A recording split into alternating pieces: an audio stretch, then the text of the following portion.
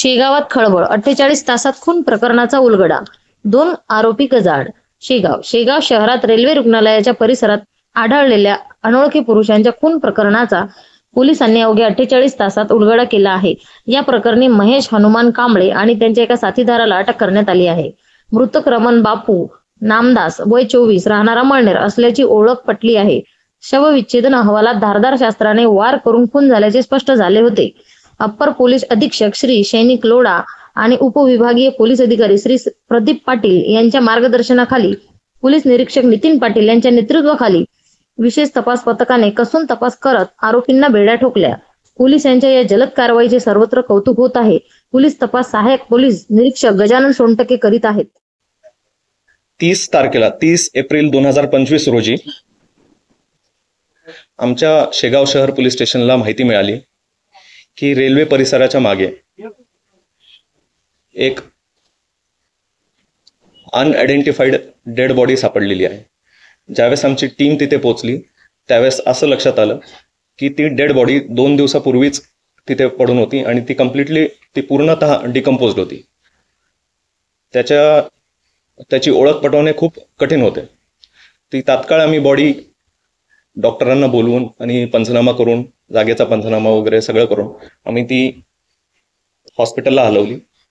हॉस्पिटलला हलवल्यानंतर त्यांचा PM करण्यात आला आणि PM मध्ये असं लक्षात आलं की त्याच्या पोटातनं, कारण ती 2 दिवसापासून डिकम्पोज्ड होती, तर त्याच्या पोटातनं आम्हाला एक चिठ्ठी मिळाली.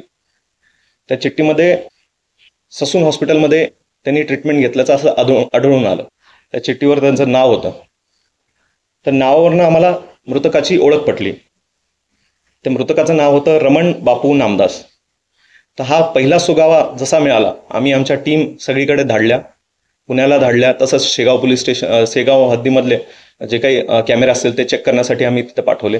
तसेच त्या ठिकाणचे मोबाईल डाटा असेल, CDR असेल, अशा पद्धतीचा टेक्निकल तपास आम्ही केला आणि त्याच्यातनं आम्हाला असं निष्पन्न झालं की हा व्यक्ती 28 तारखेला पुण्यावरनं शेगावला आला होता.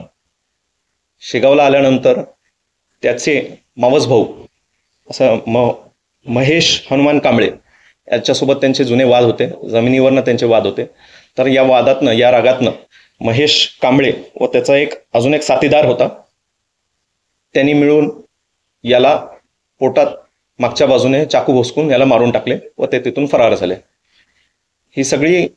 हा सगळा तपास शेगाव पोलीस स्टेशन इन्चार्ज जे आहेत नितीन पाटील यांच्या मार्गदर्शनाखाली, तसेच आमचे वरिष्ठ श्री विश्व पानसरे सर यांच्या पूर्ण गायडन्स अंतर्गत हा तपास करण्यात आला आणि यांची तपासाची सूत्र यशोंनी हलवली.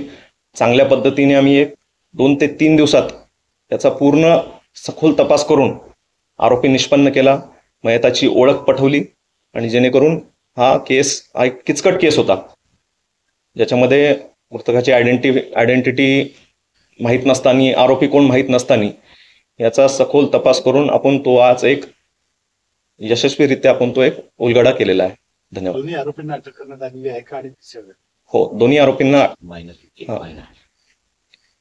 एक आरोपी अटक आहे, एक मायनर आहे. त्याच्यामुळे सगळ्यांची योग्य ती लिगल जी काही ऍक्शन आहे, जी काही कारवाई आहे ती आम्ही केलेली आहे.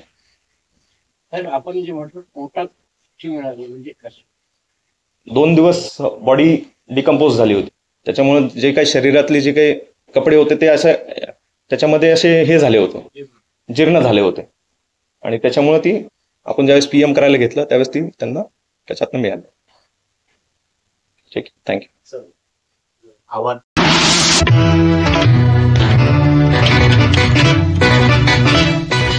आपण पाहत आहात Akola Buldhana live news channel.